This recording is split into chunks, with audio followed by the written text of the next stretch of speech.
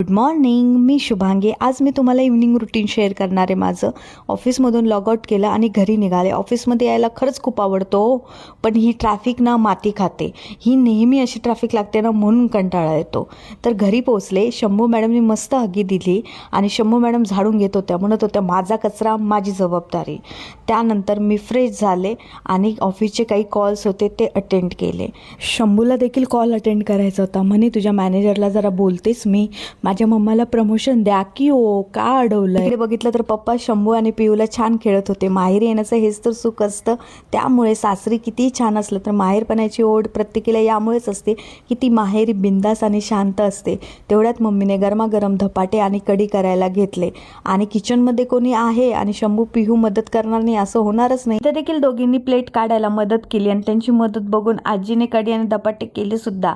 मम्मीच्या हातचे कढी आणि धपाटे म्हणजे हा स्वर्ग सुख. अजून काय पाहिजे माणसाला आयुष्यात. तर गरमागरम कढी आणि धपाट्यावर आम्ही मस्तपैकी ताव मारला. असा होता माझा इव्हनिंग रुटीन. तुम्हाला कसा वाटला कमेंट करून नक्की सांगा. Thank you, bye.